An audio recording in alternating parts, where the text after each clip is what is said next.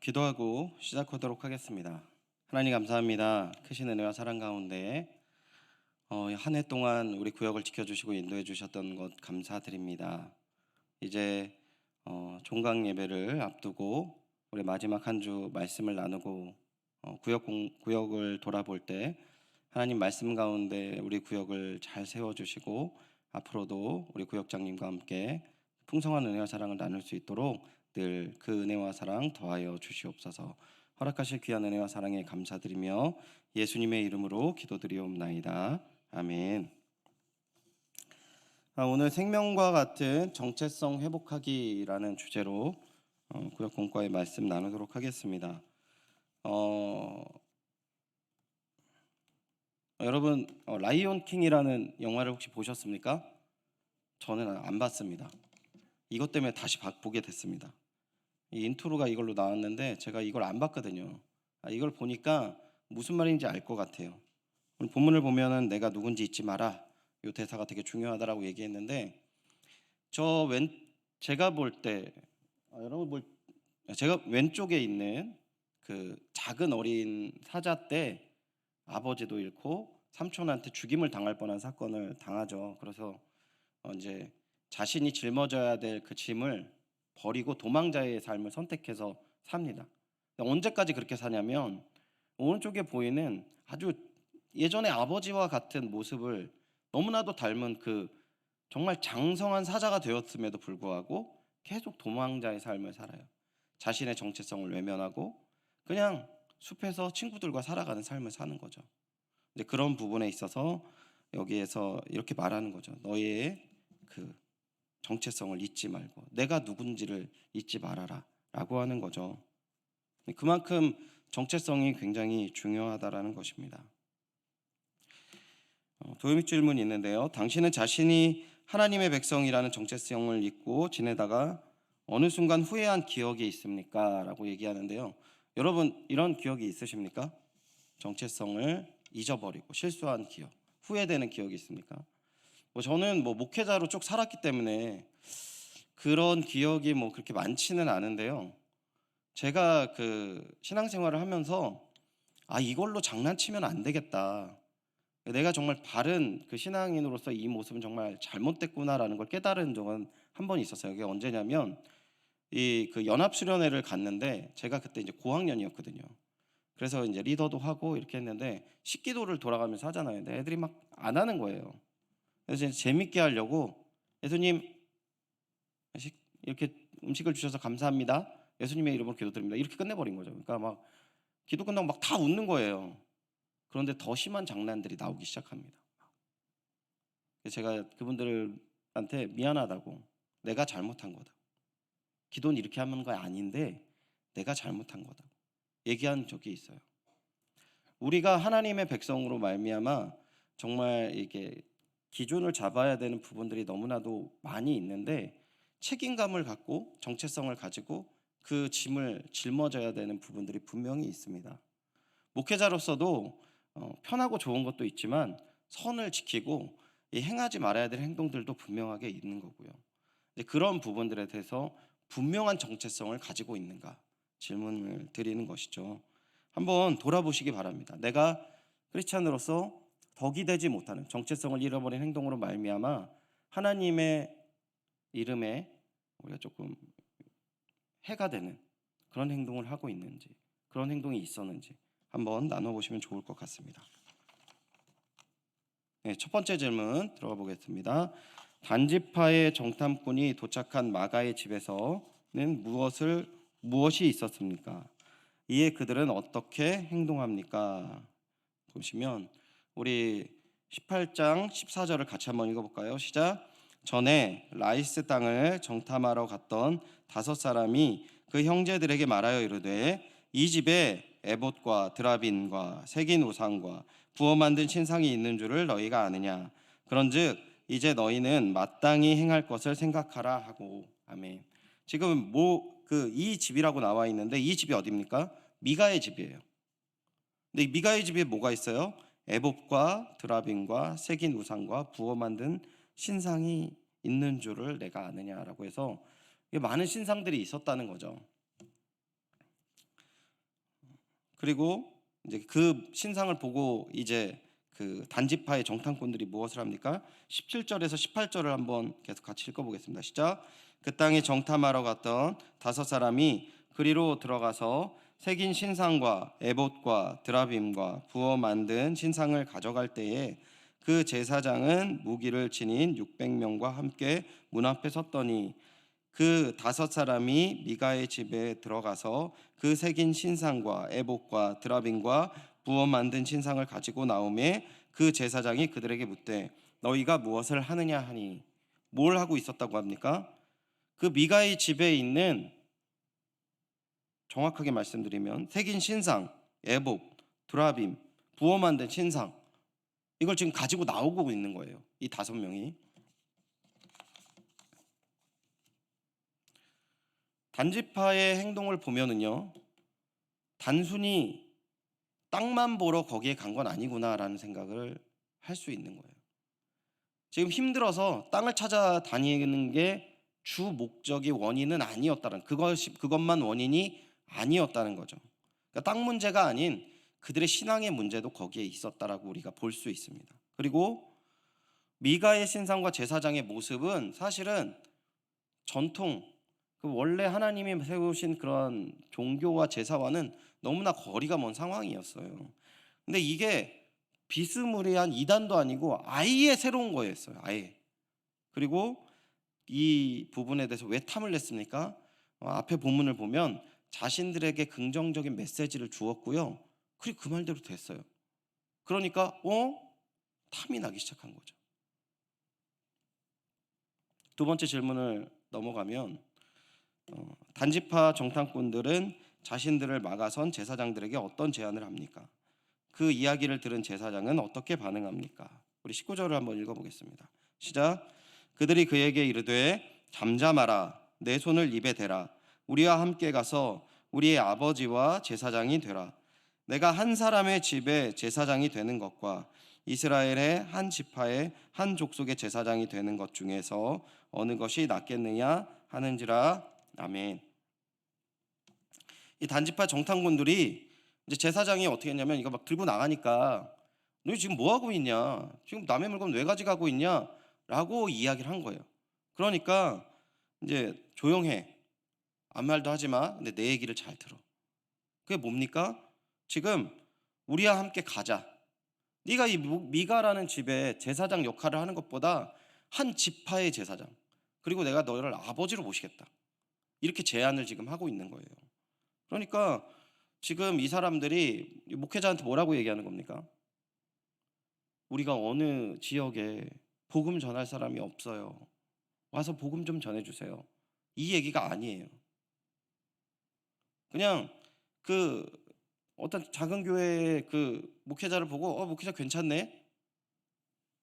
내가 더 좋은 조건 할 테니까 가자. 이렇게 얘기하는 거예요, 지금. 20절 이 제사장이 어떻게 대답을 합니까? 같이 한번 읽어보겠습니다. 시작.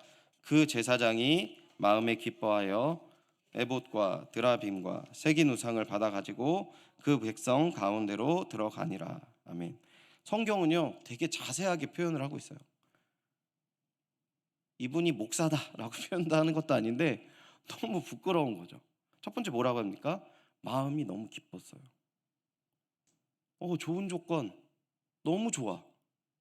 그리고 그 하반절에 뭐라고 합니까? 에봇과 드라빔과 새긴 우상을 자기가 오히려 받아서 들고 따라가는 모습을 볼 수 있어요. 야야야, 이 성스러운 거 내가 들어줄게. 내가 제사장이니까. 그리고 따라간 겁니다. 공범이 돼버린 거예요. 우리가 이 본문 이 두 가지 질문 가운데 분명히 알 수 있는 것은 무엇이냐면요, 지금 하나님의 백성으로서의 가치관과 세상 사람들의 가치관이 좀 다르지 않는 부분들을 본문 속에서 정말 명확하게 하나님이 보고 계심을 보여주고 있는 것이죠. 지난주에 나눈 말씀이에요. 제가 읽어드리겠습니다. 이는 세상에 있는 모든 것이 육신의 정욕과 안목의 정욕과 이생의 자랑이니 다 아버지께로 온 것이 아니요 세상으로부터 온 것이다. 자, 지난주랑 똑같이 제가 앞에 글자만 바꿔놨습니다. 제사장의 행동의 기준, 지난주에 삼손의 행동의 기준, 뭐가 다릅니까? 정욕과 충돌해서 정욕으로 말미암아 다 휩쓸린 그 모습, 안목의 정욕으로 휩쓸린 모습. 그래서요, 어떻게 됩니까? 외적인 부분에 대해서 일어나는 성욕이라고 하지만 그 욕심들을 참지 못하고 그 자신의 욕망과 그 욕심에 취해서 자신이 누구인지도 까먹어 버리는 행동을 하고 있는 것이죠. 여러분, 정체성이 무너진 이들의 모습이 이렇다는 거예요. 지금 자신이 무엇을 행동하는지도 모르고 있는 거예요. 내가 누구임을 잊을 때 이렇게 행동하게 된다라는 겁니다. 3번으로 넘어가서요. 단지파 정탐꾼들과 용사 600명이 미가의 집까지 올라오게 된 이유가 무엇입니까? 13절 참조하고 사사기 18장 2절도 보도록 하겠습니다. 13절 같이 한번 읽겠습니다. 시작. 무리가 거기서 떠나 에브라임 산지 미가의 집에 이르느니라. 어디서부턴가 떨어진 것 같아요. 네, 11절에서 12절에 조금 더 자세하게 나와 있습니다. 같이 읽겠습니다. 시작.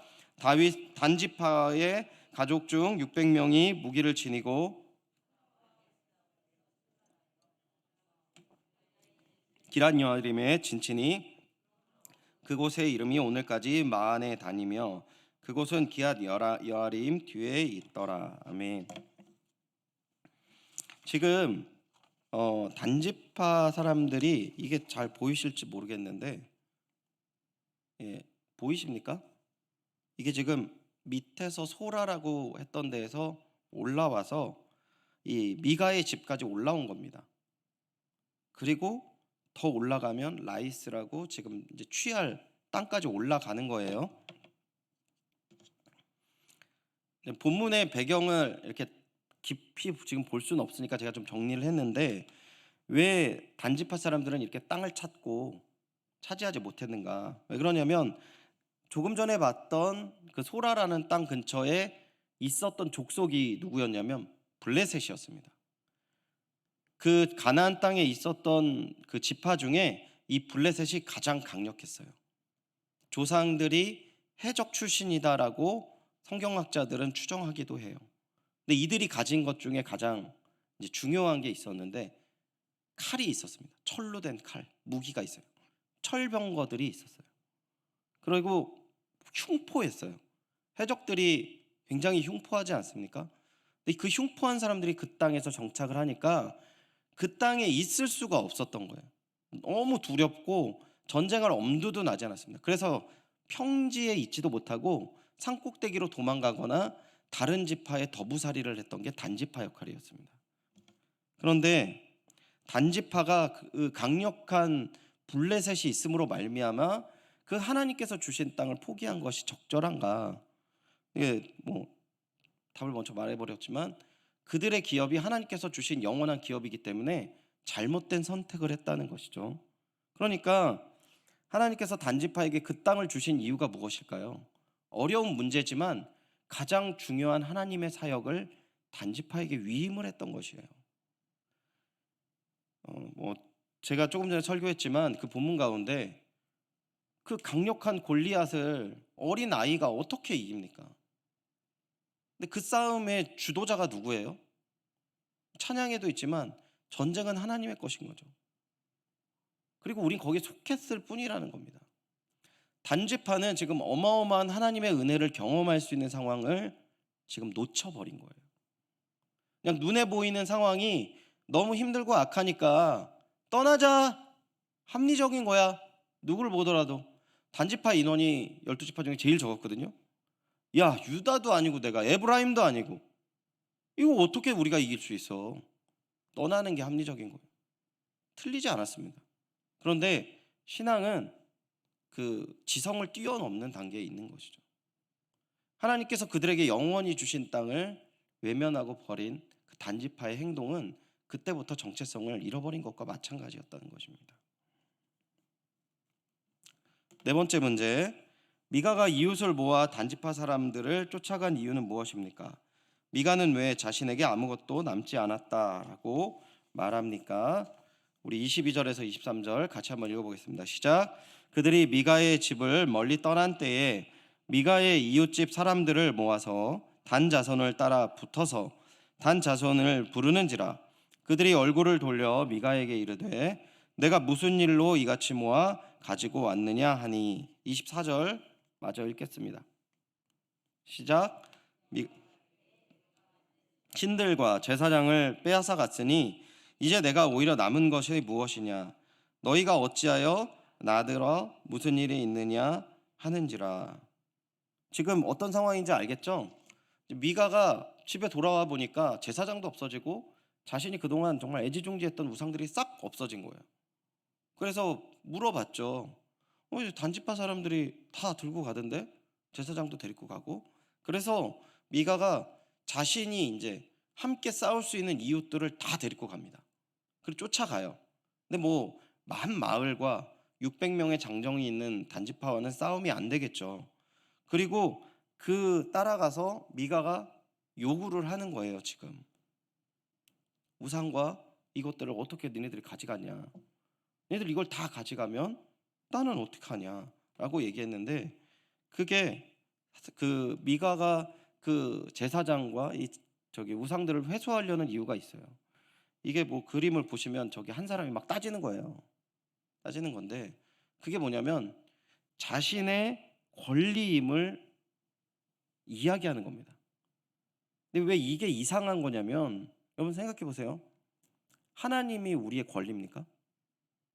하나님의 뭐 능력, 이게 우리의 소유입니까? 이 권리라는 게 가로 열고 제가 소유라고 했는데, 이 사람이 생각할 때는 이건 다 자기 소유였어요. 자기 거라는 거죠. 이 사람들이 볼 때는 이 우상들 제사장은 다 내 거라는 거예요.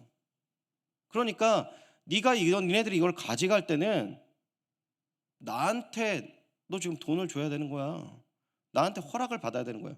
지금 저는 이 미가의 이 행동을 여러분 그냥 가볍게 넘어가지 마시고요. 지금 이 미가는 하나님 위에 있다라는 것을 지금 보여주고 있는 거예요. 자기가 세운 신 위에 있음을 보여주는 거죠.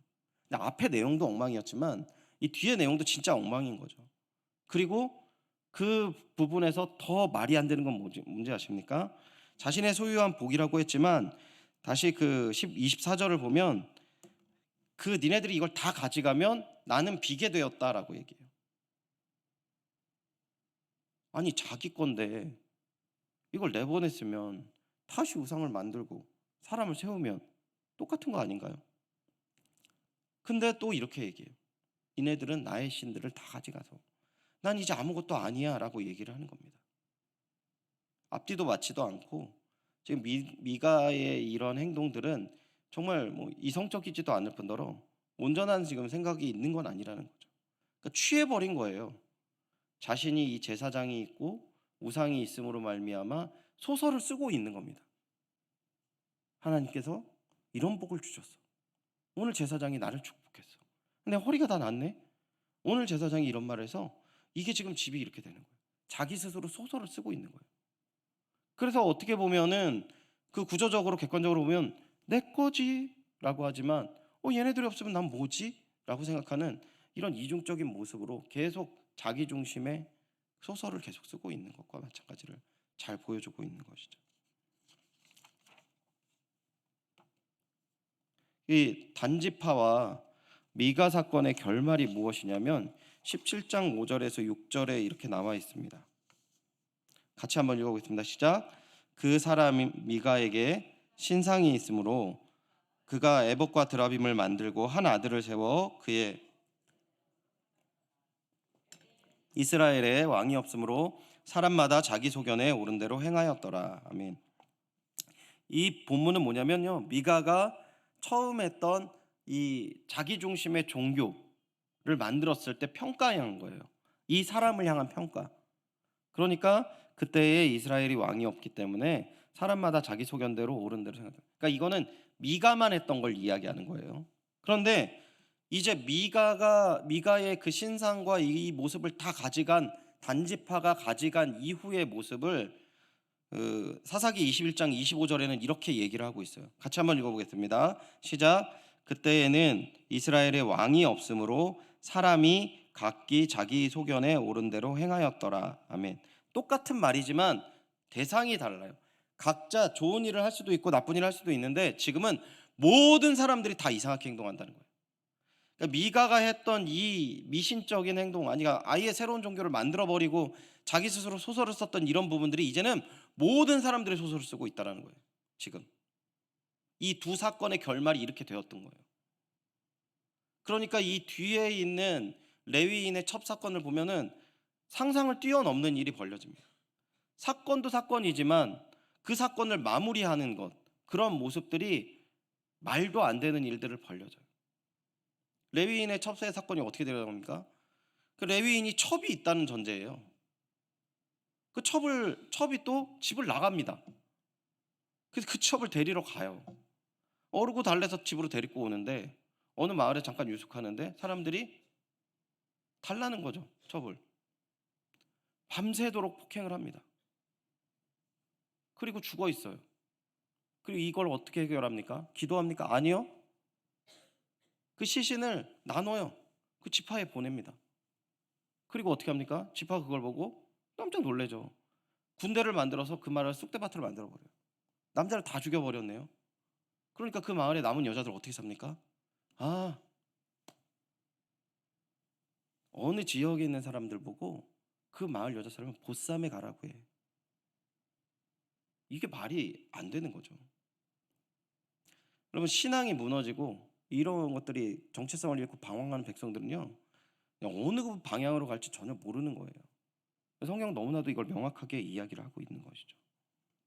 5번 문제를 우리 함께 보도록 하겠습니다. 단지파는 하나님께서 주신 기업이 아닌 다른 땅을 찾았고 미가는 자신이 만든 우상을 숭배하며 거룩한 정체성을 잃어버린 채 자신의 소견대로 살았습니다. 나는 날마다 하나님의 자녀란 정체성을 지키고 살고 있습니까? 살고 있습니까, 여러분? 살고 있으시다면 어떤 계기로 나는 이렇게 정체성을 갖고 이걸 꼭 붙들어야 되겠다라고 생각이 되셨는지를 나눠주시면 좋을 것 같아요. 그리고 내가 이 흔들리지 않는 정체성을 갖고 살았을 때에 있는 풍성한 유익이 무엇인가 나눠주세요. 그리고 마지막으로 또 그 정체성을 망각했던 그 사람들한테는 좋은 팁들을, 방법들을 또 이렇게 공유해 주시면 좋을 것 같아요. 저는 사실 이 부분에 대해서 어떤 말을 하기도 어려운 이유가 뭐냐면 목회자란 타이틀이 딱 붙어 있기 때문에 어디서 뭘 이렇게 할 수 있는 상황은 많이 없어요. 그런데 중요한 건 있는 것 같아요. 제가 이제 뭐 오늘 조금 전에 설교를 했지만 볼 수 없는 그 마음의 모습은 있어요. 이 마음이 되게 중요한 것 같아요. 정체성을 지킨다라는 것 중에 저는 신앙인 가운데에서 정말 중요한 것이 뭐냐면 여러분 즐거우세요? 여러분 막 설레세요?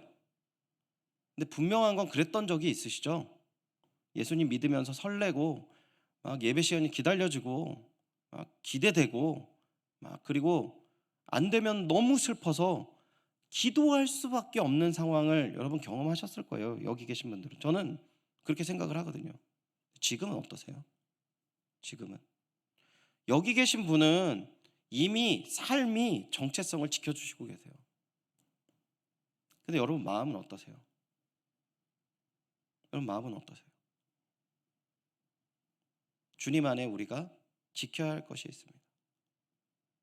그리고 그것을 잘 지키고 있다면 그 유익함과 방법과 방향에 대해서 잘 나눠주시면 좋을 것 같아요. 그리고 아니요라고 얘기하시면 왜 망각을 하게 됐는 이유가 무엇인가 생각해 보시고 나누시면 좋고요. 또 망각하니까 어떤 어려움이 있습니까? 그리고 망각해서 이게 상황을 보니까 어떤 부분을 고쳐야 되겠습니까? 이런 부분을 나눠주시면 더 좋을 것 같아요. 근데 저는 개인적으로 나눔을 가지면은 긍정적인 나눔을 가지면 좋을 것 같아요. 긍정적인 쪽. 이렇게 했기 때문에 더 긍정적으로 이렇게 가야 되겠다라는 것과 그리고 잘 되는 것들을 나눠주시면 더 좋을 것 같아요. 6번 문제가 넘어갔네요. 마지막으로 6번 문제 제가 읽어드리겠습니다. 하나님의 백성은 날마다 정체성을 확고히 하며 하나님의 백성답게 살아야 합니다. 내 삶 가운데 정체성을 회복해야 하는 영역은 무엇이며 무엇을 결단할지 나눠봅시다. 여러분 정말 내가 정말 회복해야 될 게 무엇인가 한번 나눠보세요. 제가 조금 전에 말씀드렸듯이 이 과를 준비할 때 딱 드러났을 때는 기본적인 게 있습니다. 예배죠, 예배. 기도와 말씀이죠. 기도와 말씀은 신앙생활 가운데 본이에요, 그냥. 이 예배 시간이 기다려지는가? 예배 시간 가운데 주님을 바라보는가? 말씀 왜 중요합니까?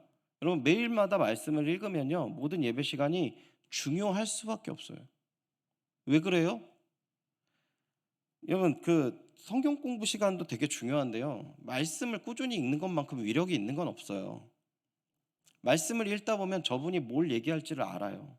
그리고 너무 놀라운 일들이 있는데요, 내가 말씀을 읽다가 궁금했던 거, 그게 깨달아지는 상황이 딱 돼요. 하나님께서 나를 만지시는데 디테일하고 구체적으로 하나님의 그 뜻을, 그 은혜를 말씀 속에서 경험할 수 있는 거죠. 그냥 말씀이 아닙니다, 여러분. 우리 신앙 가운데 정체성을 지키는 과정 속에서 그래서 이 말씀만큼 중요한 건 없어요. 이게 말씀이 근데 뭐 내가 몇 독해서 자랑이다 뭐 이렇게까지는 할 필요는 없지만, 신앙에서 이런 은혜를 누리실 때 정체성이 지켜질 수밖에 없어요. 암송을 했을 때 제가 몇 번 한번 말씀드린 적이 있는데, 한 집사님 그러시더라고요. 교회에서 암송을 막 하니까 자기가 새벽에는 그 신호등을 지킨 적이 한 번도 없었다고 그러시더라고요. 근데 정직에 관한 말씀을 암송하니까 가는데 갈 수가 없겠더래요. 그 길을 매일 아침에 수십 년을 그냥 지나쳤던 길인데 새벽에 나가서 갈 수가 없더래요. 차를 세울 수밖에 없다라고 그러더라고요. 이게 말씀입니다. 이게 말씀 생활이에요. 이게 우리의 정체성을 지키는 너무 중요한 도구인 거죠. 그리고 기도 있잖아요, 기도. 왜? 기도하세요. 기도의 자리가 너무 중요합니다. 이 얘기를 왜 할 필요가 없어요. 우리의 정체성이 온전하다면. 왜 기도할 일이 없습니까? 연약하고 힘든 부분들에 대해서, 내가 할 수 있는 부분에 대해서 고민을 하게 되면 기도를 하지 않아요. 근데 먼저 딱 듣고 그 기도의 자리가 있는 분들은 엎드려서 기도를 하세요. 제가 신대원에서 제 함께 사역했던 그 목사님 한 분이 있는데, 이렇게 자기는 저한테 그런 얘기를 하시더라고요. 호성아, 나는 새벽파가 아니라 저녁파야. 그러니까 난 저녁에 기도하러 가야 돼. 내가 나가도 이상한 데 가는 거 아니니까 뭐 그러지 마. 뭐 이런 식으로 얘기를 하더라고요. 자랑하는 거야 뭐야. 근데 진짜 밤마다 나가시는 거예요. 같은 방을 썼는데. 하루는 너무 궁금해서 따라가 봤습니다. 따라가는데 저희가 이제 작은 예배처가 있는데 거기서 기도를 하시는 거죠. 기도를 하는데 이 형은 매일 뭐 때문에 이렇게 여기 와서 이렇게 엎드려서 기도를 할까? 뒤에서 딱 들어봤는데 자기의 마음에 있는 그 힘든 거, 연약한 거, 생각 드는 거를 그냥 한 시간 반 동안 쭉 하나님한테 얘기를 해요. 근데 다윗의 시편과 되게 비슷해요. 처음에는. 근데 이분이 되게 나이가 많았거든요. 하나님, 저도 총각인데 너무 외롭습니다. 앞에 있는 송전도사가 여자친구랑 얘기할 때마다 너무 짜증도 나고 화도 납니다. 막 송전도사를 미워하지 않게 해주시고 제가 하나님 안에서 좋은 짝을 만날 수 있도록 은혜 베풀어 주십시오. 뭐 이렇게 쭉 기도하는, 그냥 그렇게 기도하세요. 그렇게 기도하다가 마무리는 뭐냐면, 제가 그 마무리 얘기를 딱 들었을 때 너무 좀 충격을 받았어요. 기도를 하다 언제까지 기도를 하느냐? 그런데 하나님, 제가 하나님이 계셔서 너무 행복합니다. 이 길을 갖고 이 하루도 이러한 삶을 하나님께서 또한 기뻐하신다면 이 길을 계속 잘 걸을 수 있도록 도와주십시오. 이렇게 가더라고요. 그러니까 이분한테는 그 기도 시간이 너무 중요한 거죠. 합심 기도도 중요하고 함께 모여서 기도하는 것도 너무 중요하죠. 근데 삶 속에서 이분은 이게 너무 중요한 거예요. 여러분, 정체성을 지키기 위해서 말씀과 기도가 중요합니다 라고 끝나면 막연합니다. 근데 진짜 중요해요. 말씀이 내 안에서 운행을 해서 하나님의 뜻대로 순복한다. 그게 뭔데요? 저 가끔씩 어떤 분을 만나서 이렇게 얘기를 들어보면 저게 말씀이랑 무슨 상관이지? 라는 생각이 들 때가 있어요. 구분할 수 있습니다. 말씀은 내 안의 심령을 명확하게 꿰뚫고 구분합니다. 그래서 하나님의 말씀이 영과 혼을 쪼개고 교육하기에 충분한 말씀이거든요. 지금 대부분 이제 신천지나 뭐 이런 이단 쪽에서 넘어오셔서 활동하시는 분들이 어떻게 넘어오냐면, 사람들 설득으로 넘어온 게 아니에요. 이 사람이 말씀을 읽다 보니까 아닌 거예요. 그리고 넘어왔대요. 말씀이 나를 보호합니다. 우리 정체성을 세워주고 나를 인도하죠. 기도가 나를 인도하고 하나님과 탁 붙어 있게 하는 자리가 되는 거죠. 그리고 더 나아가서 결과적으로 제가 앞에서 말씀드렸지만 여러분 기쁜 신앙생활을 하시기를 바래요. 하나님이 주시는 마음은 기쁜 마음이지 막 우리한테 슬픈 마음, 외로운 마음, 막 좌절한 마음 이렇게 주시겠습니까? C.S. 루이스가 그 기독교에 대한 그 정수를 얘기했을 때 하나님은 그러니까 아무도 믿지 않는 자들에게 딱 전했다. 하나님은 선한 신이다 이런 표현을 쓰세요. 하나님께서는 선한 마음으로 우리에게 주시고 하나님이 주시는 것들은 다 좋은 것들이라는 것이죠.